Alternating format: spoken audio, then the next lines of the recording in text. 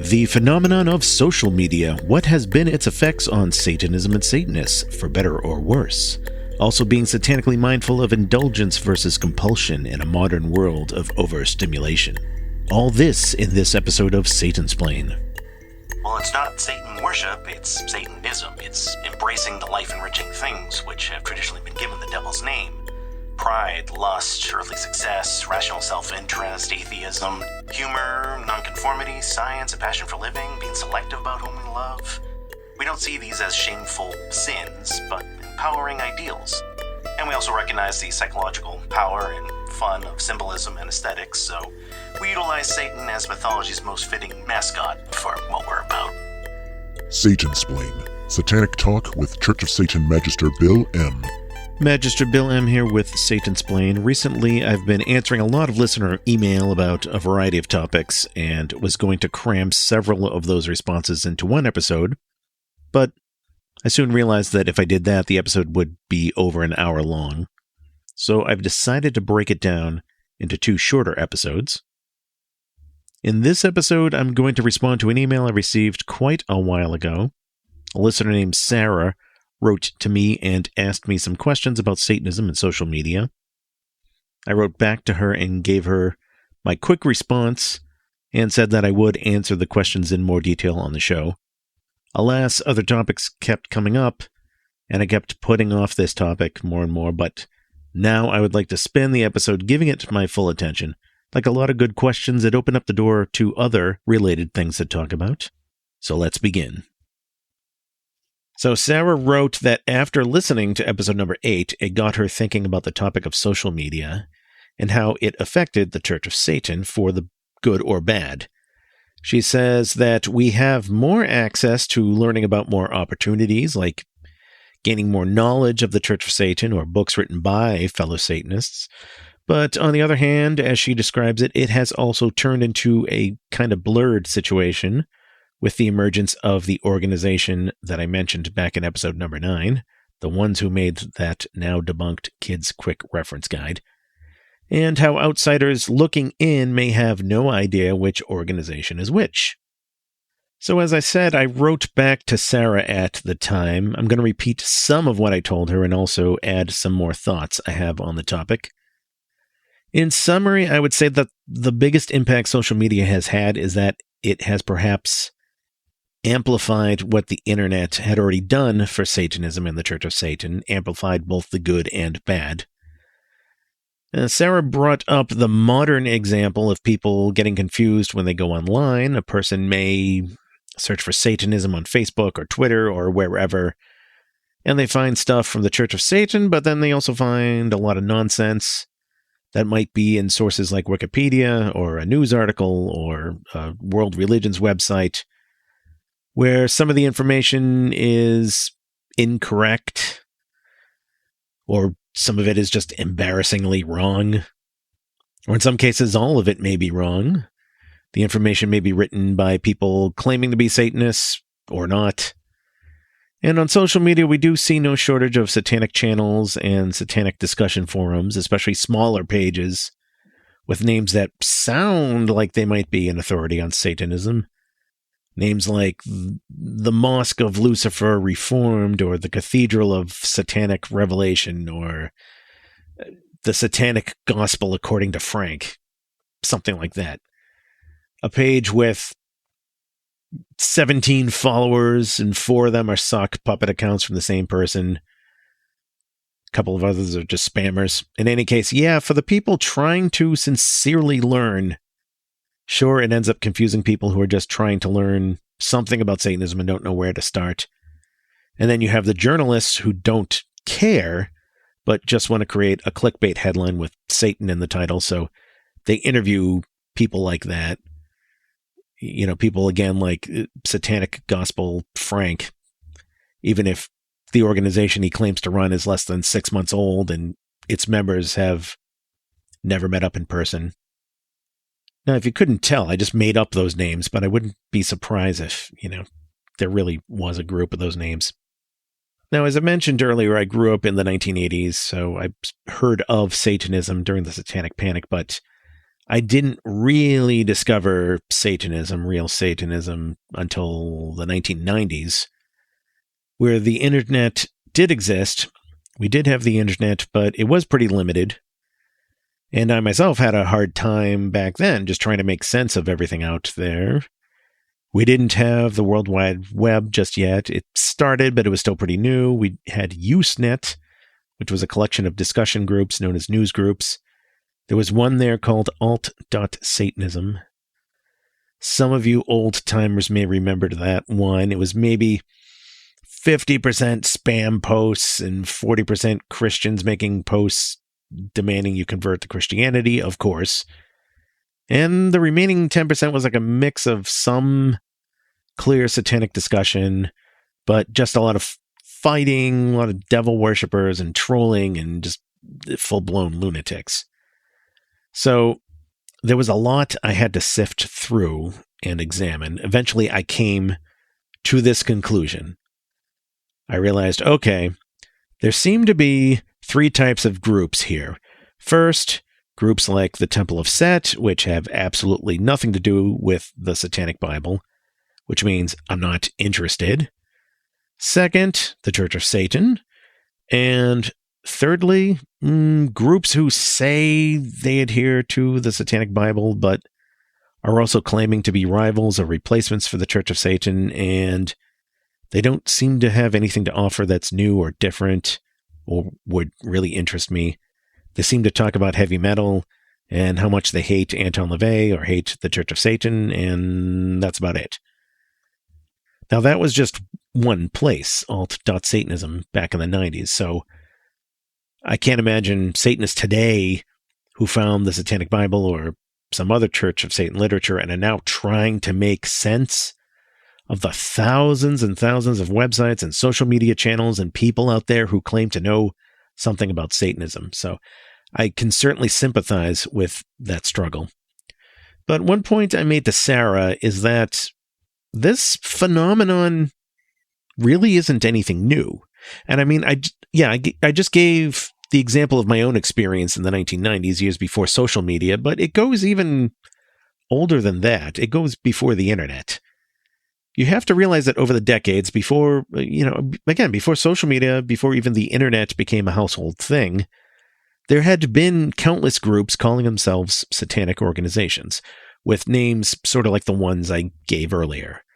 I can easily give actual names of maybe 15 to 20 of those groups off the top of my head. And yeah, some of them would even get attention in the press or airtime on TV talk shows. This was true especially in the 1980s during the Satanic Panic hysteria.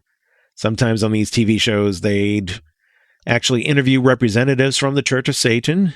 Well, more realistically, sometimes it was like 30 minutes of unfounded testimony from a supposed satanic ritual abuse victim and an occult expert, supposed occult expert, backing them up. And then only after that would the talk show host say, okay, Church of Satan representative, you have 2 minutes to respond, minus the time interrupted by booing from the audience in our studio that we just programmed and set up to be biased in this way. But again, in some of these shows or newspaper interviews or whatever, you would occasionally see some of these other people who claimed to be a high priest of some satanic organization. Some of them ended up being just one person claiming to be an entire organization.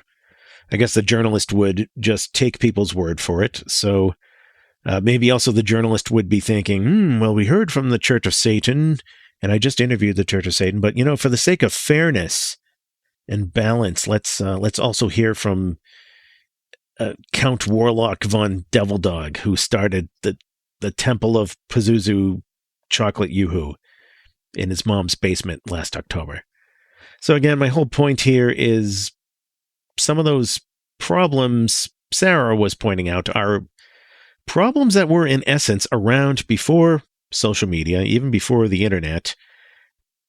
And it wasn't limited to the times of the Satanic Panic. It was happening in the 70s, especially as interest in witchcraft was on the rise in the 1970s, and after in the 1990s and the 2000s. It's the same sort of thing, online or offline.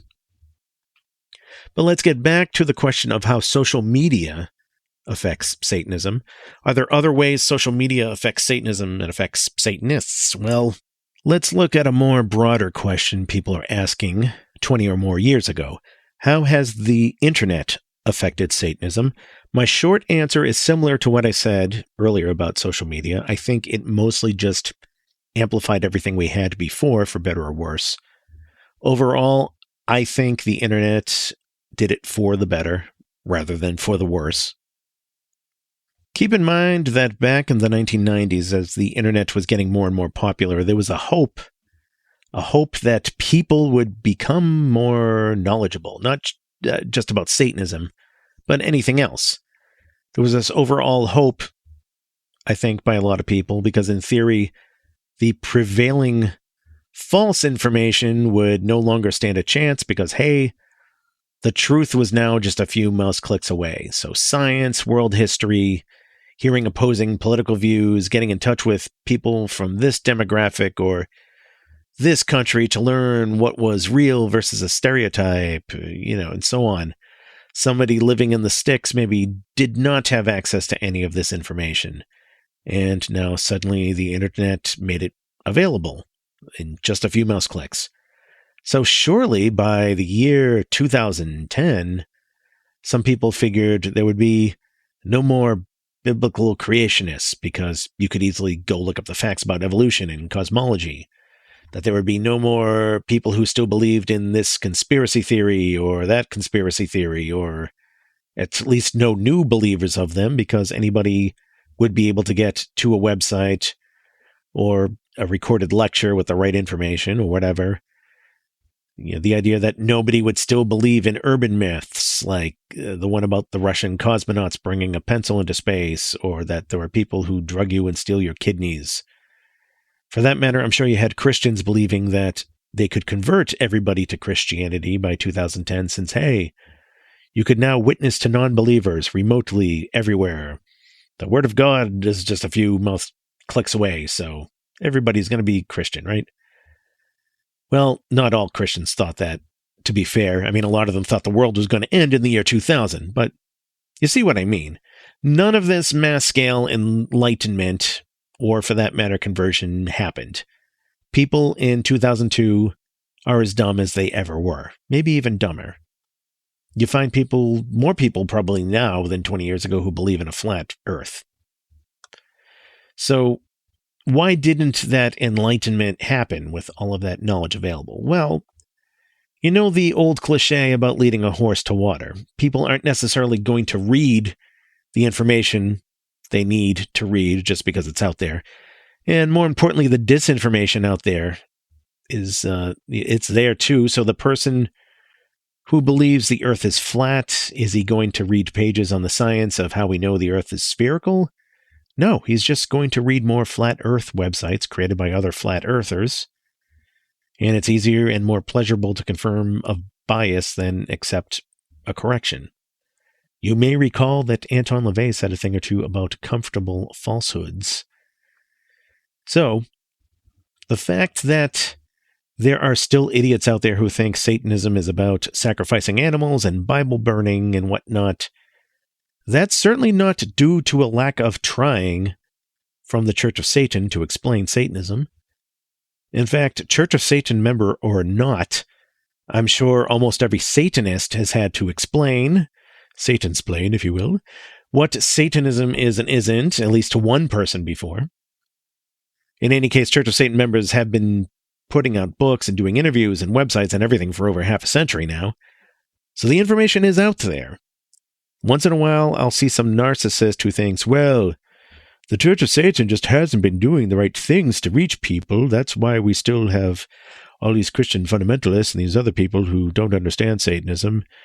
And, the Church of Satan has not been telling the Christians why they're wrong, so I'm going to set up a new satanic organization, and of course I will be the high priest and educate the masses.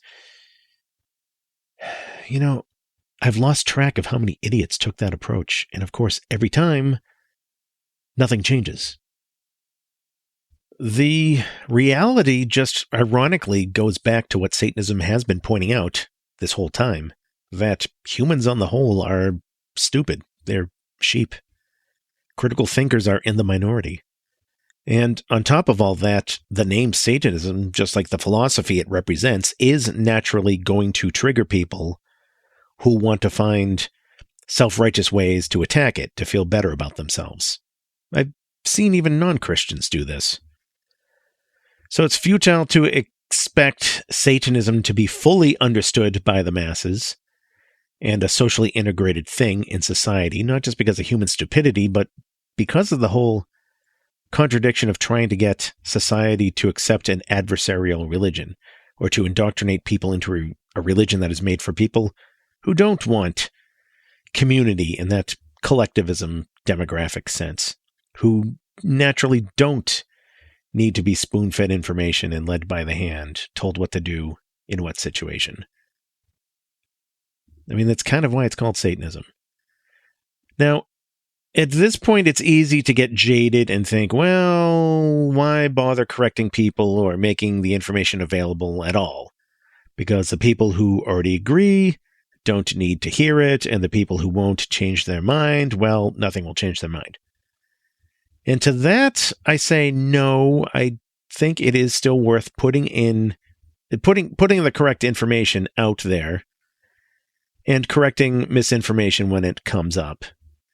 You shouldn't be spending every waking moment doing it. That would certainly be a waste, and you wouldn't be living the Satanic philosophy.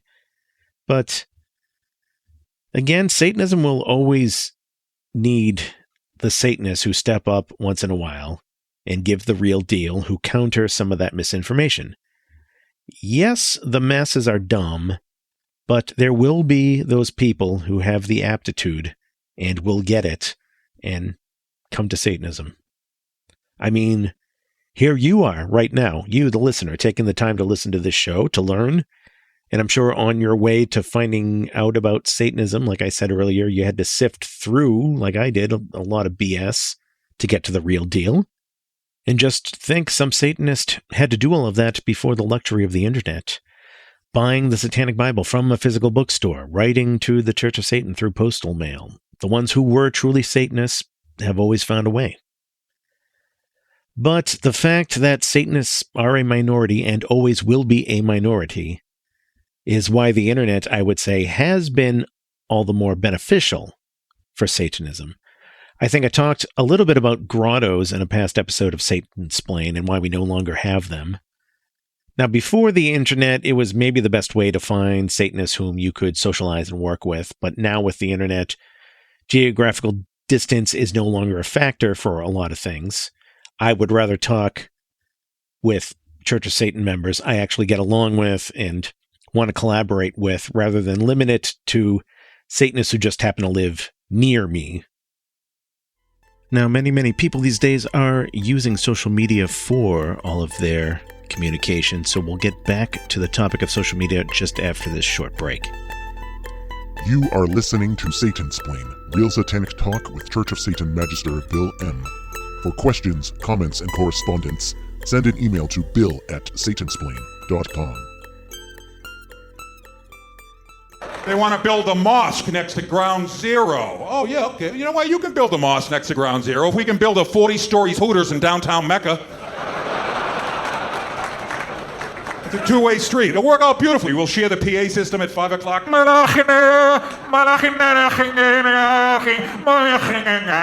forget our hot wing special. Coors Light, free for $1. Try the pork, Muslims. You don't know what you're missing. It's the other white meat you hate.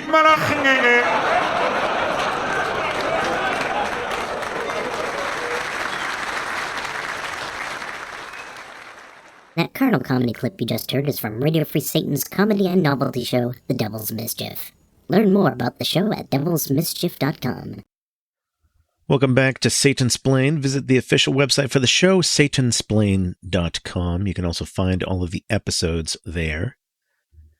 And you can find many of the Satansplain episodes. We can find them all at many other places where podcasts are carried. Spotify, Audible, Apple Podcasts, Google Podcasts, Stitcher, YouTube. If there's a place you normally go to for podcasts that is not carrying Satansplain, but you would like to see it there, let me know. Maybe I can put it there. Drop me an email, bill@satansplain.com. Speaking of podcasts, I do have another podcast that I've been doing since 2003. It's called The Devil's Mischief. That's where I get silly instead of serious. Somewhat recently, I finished episode number 669. And of course, any episode with 69 in the number was a good excuse for some raunchy sex comedy, among other things. So go to devilsmischief.com or radiofreesatan.com to listen. The Devil's Mischief is also around on some other platforms, last I checked. The Devil's Mischief, carnal comedy clips, and netherworld novelty numbers not made for the masses. And now let's get back to this podcast, Satansplain. I talked a little bit before the break about the Church of Satan's grotto system and how that made sense for a while. Let's get back to social media, because social media is how people are doing most of their communication these days. With any person or any information, people are using social media to keep in touch with people, do their discussions, read the news, and so on. Personally, I know a lot of Satanists, and especially Church of Satan members, who have pretty much managed to avoid social media altogether. They have email, they have internet access, they go to websites, but they've never been on Facebook or Instagram or Twitter or whatever. They would post on Satanism message boards, maybe back before social media took over those, and the message boards, before they became ghost towns like they are now. And there's also Satanists I know who made one or two social media accounts but stopped using them, or never really got active with them, or maybe even since deleted them. Maybe somewhere on MySpace, but never joined anything after that. Or they may professionally be on a place like Facebook or LinkedIn, but never use social media to talk about Satanism. Even the Church of Satan members I know who are actively on social media, the majority of them limit their interaction to hidden discussion forums. They're set up strictly for Church of Satan members only, like no outsiders. So even when you go to most Satanism forums you might find on Facebook or elsewhere, there are Church of Satan members on Facebook who don't go there. Now, admittedly, I myself am on social media a lot. This would be a good time to remind listeners that Satansplain has a Facebook page, a Twitter account, and a YouTube account. Look up Satansplain, one word, and you should be able to find these. You can find the links too on the main website, Satansplain.com. Give the show a like or a follow, whichever is appropriate. Where was I? And even aside from Satansplain, I've been doing lots of other stuff on social media. I started my other podcast, The Devil's Mischief, back in 2003, and it would get advertised on the Church of Satan newsfeed and whatnot, but there were still lots of Satanists who had never heard of the show until I was advertising it on social media some years later. I even ran into Satanists who didn't know Radio Free Satan existed until they got word on, MySpace or Facebook or somewhere.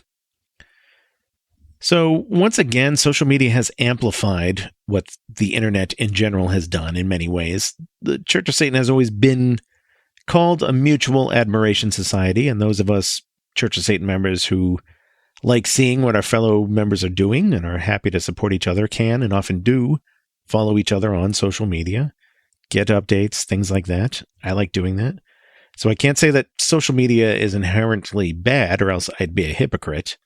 I do, however, still have some gripes about social media. One of those gripes is that social media is typically set up with the assumption that you want to share everything about your life with everybody you know. And the reality is that there are things I want to share with some circles of friends that I don't want to share with others.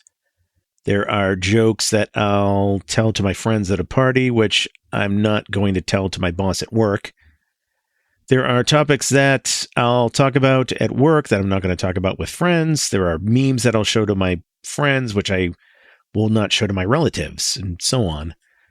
Now, I'm sure there may be a few out there who say, well, Bill, Satanism is all about being yourself, and if you can't be yourself around other people, then you're just being a fake person. You're a hypocrite. Unlike you, I'm not ashamed of who I am, and self-deceit is one of the 9 satanic sins. Okay, but you know what else is one of those 9 satanic sins? Solipsism. Also, counterproductive pride. And unless you're a solipsist, unless you're just hopelessly socially retarded, in which case, congratulations, you've thrown lesser magic out the window. But anyway, you should know there is more than one aspect to yourself. It is not self-deceit to decidedly behave in a way, in one social situation that you would not behave in another. I mean, for example, I don't wear my pajamas to a job interview. I don't behave at a funeral the same way I behave at a rock concert. The political rants I make online are not things I tell my coworkers at the office. The dirty jokes that I play on the Devil's Mischief or that I tell a friend at the bar are not something I tell my grandmother. It's not shame, it's not self-deceit, it's not hypocrisy. This is just bringing out a different aspect of yourself in different situations. And for most of us grown-ups, that's just the nature of social circles. To reiterate one of my gripes with social media, it assumes by default that you want to share everything with everybody you know. Now, I know that on Facebook, for example, you can create groups of who you want to share a post to, or you can create multiple accounts for different situations and log in and log off appropriately. And yeah, you can do that, but it seems kind of like a pain in the ass to maintain. And when it comes to Satanism itself, that is one of those things which Satanists are not obligated to tell everybody about, if tell anybody about. Many Satanists have come to suspect that it's better, for example, if your coworkers or certain relatives do not know that you're a Satanist, that coming out as a Satanist may not be worth the drama. And keeping a secret is really no big loss. There's nothing satanic about being a self-defeating martyr for Satanism. But like I said, this adds a complication when it comes to social media. If you do manage your social media networks to the way that you want them, though, I suppose one could argue that it's a manifestation of pentagonal revisionism in some ways. I don't know if I would go so far as to call one's Facebook profile a total environment, but it seems many people do use their social media accounts for something like that. The people they want to talk to are there, the people they don't want to talk to are blocked, and you have these friends on your friends list which sort of act like artificial human companions, you could say. Maybe somebody's smartphone is the artificial human companion everybody has, in fact. Again, something I suppose you can argue from a satanic standpoint. I do, however, have to wonder just how much in control of these things we truly are. Because there are some traps I think people can fall for when it comes to social media. Some things can easily become compulsions. There are some traps I think Satanists especially should try to avoid. Clickbait comes to mind. Now, I know clickbait is a general internet problem, not limited to social media, but it gets amplified by social media. So somebody will write an article with an emotional, triggering headline, but then if you take the time to read the article, you may realize, what was said in the headline doesn't really match up with what the article is about. Or maybe the headline was kind of sort of technically true, but incredibly misleading. But it doesn't matter. People go ahead and blindly share it because they like the headline. Just as people before the internet would share urban legends with each other. And we've all fallen for clickbait at some point or another. I certainly have myself. But what I see now on social media are millions of people who just take a headline or a meme and share it without question, especially if it relates to their own bias about something. And it kind of goes back to what I said earlier about the flat earthers, like the believers of that, who look only at the stuff that reinforces their beliefs. And this happens all over the political spectrum, for starters, left, right, center, whatever. It is easy to get wrapped up in the whole emotional thrill of it. I sometimes do myself, but you've got to take a step back sometimes and be critical of things that come your way, even if you like the idea. A lot has been written in recent years about social media and dopamine addiction. You get a certain amount of pleasure when you see how many likes or reshares you got for your post on Twitter or Facebook or wherever. You get to see a stream of memes and more clickbait and other things. Now, you could argue, well, Bill, what's wrong with that? Satan represents indulgence instead of abstinence. Is Satanic statement number 1. Yeah, that's true. But remember the entire chapter in the Satanic Bible describing the difference between indulgence and compulsion. We are for indulgence, but Satanism is against compulsion. Indulgence can be controlled, whereas compulsion controls you. So addiction is not indulgence, it is a compulsion. Is the use of social media necessarily an addiction, a compulsion? Well, I would say it depends.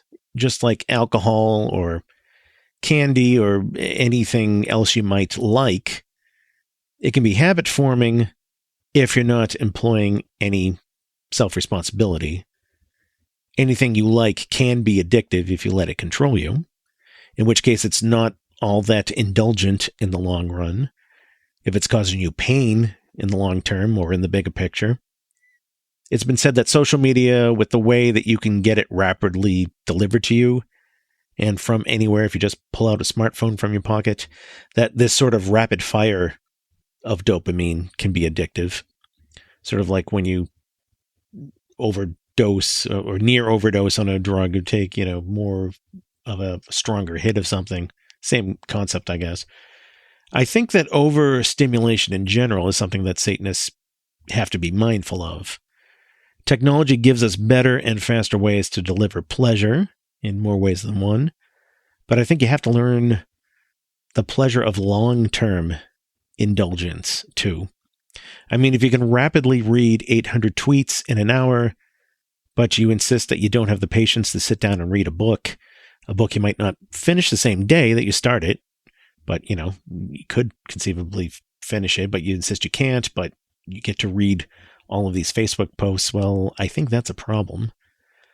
Smartphone games can be addictive, not because they're particularly great when it comes to graphics or adding to the imagination, but with a game like Bejeweled and a lot of its offshoots, you get these little tasks to complete.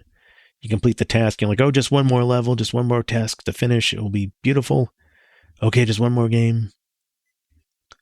Porn has kind of become the same way, I think. I love pornography, so I'm not going to slam it. But porn addiction does exist, just like alcohol addiction or gambling addiction. I've seen Christians, of course, slam pornography and call it a sin, just like they do with drinking or gambling. And they point to cases of addiction and say, see, there's proof that these things are evil. You should drop all of these things. That's the only solution, complete abstinence.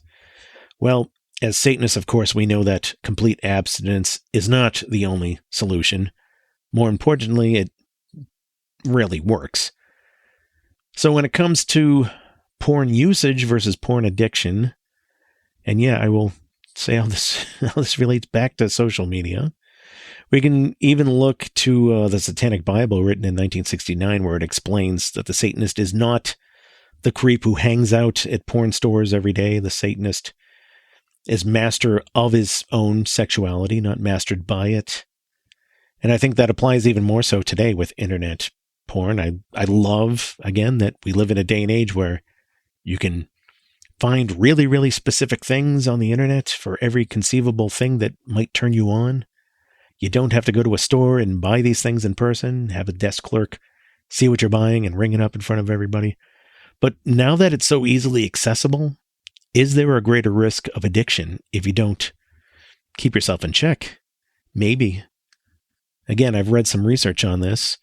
First, though, I've got to say, I saw a meme that was sort of what all this is about. It was captioned, "How indecisive are you?" or "How picky are you?" And below the caption, it showed a screenshot of page numbers at the bottom of a website. And it looked like the same color scheme as the site Pornhub.com, the porn site. And it was on page 56 of the search results. So the joke here was, here's somebody who searched for something on Pornhub, got a bunch of results, but couldn't settle on something he liked until he got to page 56 of the results. Now, it was a funny meme. that's for sure, but kind of sad at the same time. When you're on a site like Pornhub or wherever, when you have that many free choices, it seems like there's this weird sense of anticipation that can take over. This anticipation of, well, this clip looks pretty hot, but what's on the next page of search results? You know, it's kind of like, well, what I see here behind door number 10 is pretty hot, but let's see what's behind door number 11. Well, that's good, but let's see door number 12. Yeah. Check door 13. And it's this weird frenzy you can get into where you want the gratification to be more and more instant, so you never stop and enjoy something. Or if not a problem of instant gratification, maybe this feeling of regret that if you'll pick what's behind door number 14, you might miss out on something twice as good behind door number 15. In any case, I have to ask, are you really indulging at that point? I don't know. Maybe some Satanists handle that just fine, though I've read stories connecting porn addiction to erectile dysfunction, for example, because if you've programmed yourself to get yourself off only after going through 56 pages of Pornhub until you settle on something, then I would argue you may have problems in the bedroom. That's my hypothesis, because in the bedroom you can't snap your fingers and change your partner's characteristics, so maybe that's where the ED thing is connected. I don't know. Fortunately, I don't have that problem. Again, I'm not saying the solution is to throw it all away, like the Christians say, but that same underlying model is something that can happen in a non-sexual sort of way with social media. Remember in the Satanic Bible when LaVey talks about the balance factor, weighing of what it is you want to obtain against the possibilities of getting it, the balance factor. LaVey has a line there saying, quote, "The chronic loser is always the man who, having nothing, if unable to make $1 million, will reject any chance to make 50,000 with a disgruntled sneer." So whether it is, doesn't have to be porn, it can be social media, that endless stream of fun things to look at, one little quick dopamine hit after another. I guess in closing, I'll just point out something else Anton LaVey said. He wrote an article about television and concluded that the key there was for Satanists to use television and not be used by it. And I think that applies to social media too. Use it if you like, but take care not to be used by it. But if you do use social media, please give Satansplain a like or subscribe on Twitter, Facebook, and YouTube. Sorry, that was just too good of a setup. I just had to give that plug. Thank you for listening. We'll see you next time on Satansplain. Hail Satan. You have been listening to Satansplain. If you have enjoyed this episode, please give it a like and subscribe where available. For more information on the show, visit Satansplain.com. And to learn more about Satanism itself, visit churchofsatan.com. This episode, copyright 2022, Magister Bill M.